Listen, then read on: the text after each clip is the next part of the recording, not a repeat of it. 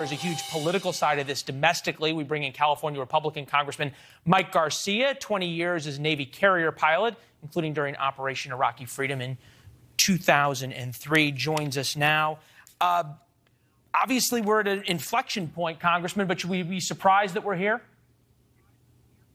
No, not surprised. I think this is a confluence of a couple scenarios coming to fruition. One, you've got a dictatorial leader in the form of Putin who sees this annexation as a bit of a manifest destiny.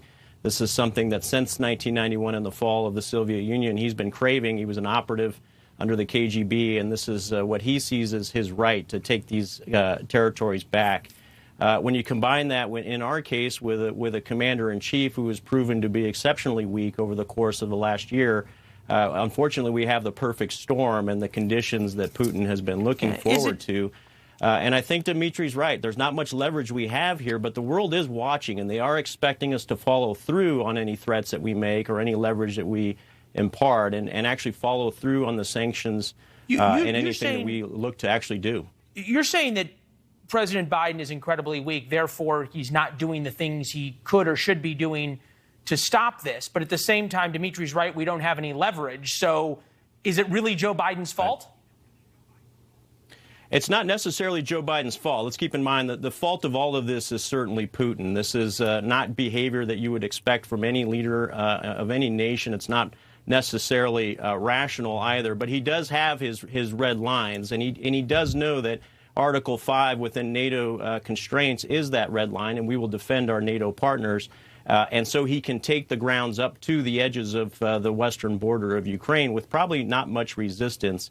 But frankly, the reality is he's been watching the behavior out of the West. He's been watching the behavior out of this president, and he recognizes that now is the time to strike, and that he does actually see this as a manifest destiny for Russia and what is effectively a reclaiming of territories that they sought from hundreds of years ago. This is akin to the United Kingdom saying they want to take back Massachusetts and Maine as a result of their territorial claims, and it's not right.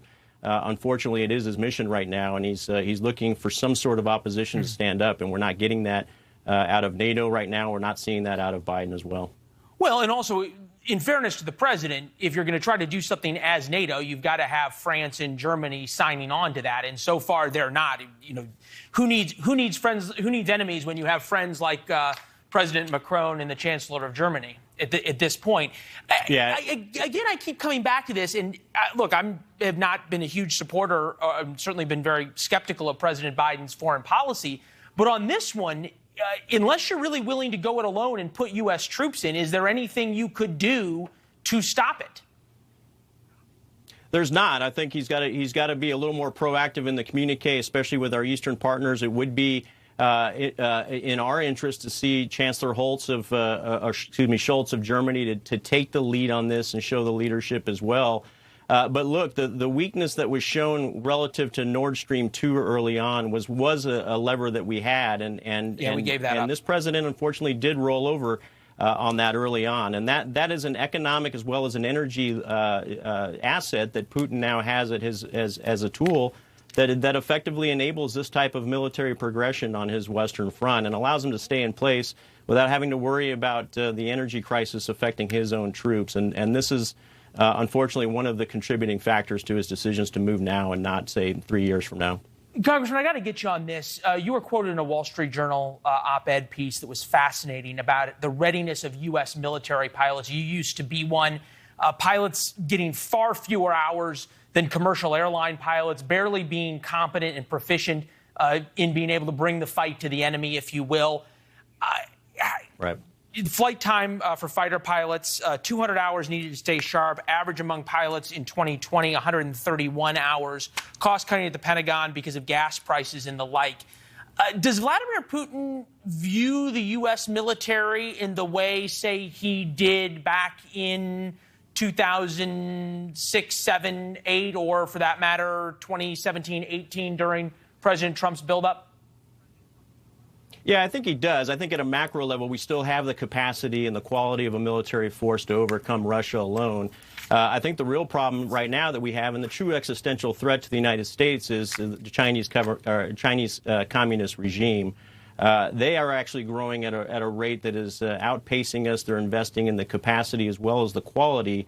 And when I talk about a lack of training, especially on the tactical side and our fighter pilots being a part of that domain, it's relative to the Chinese threat. And what we see now is Chairman Xi out of China cooperating with Vladimir Putin in this case, and they are trading notes, they're trading strategies and tactics. And we've got to be prepared for a two-front war, and that's not the fight that we, frankly, are ready for right now. And our training has not been invested in as a result of sequestration, budget control acts going back over the last 10 years. And the global war on terror is a different threat than what Chinese and Russia pose to the United States right now. Yeah, you make a great point. The doctrine used to be able to fight two near-peer adversaries at the same time. Congressman, tour de force as you took us around the world. Scary but important. Thank you, sir. Good to see you. Absolutely. Yeah, Thanks, we appreciate it. Thanks for having me.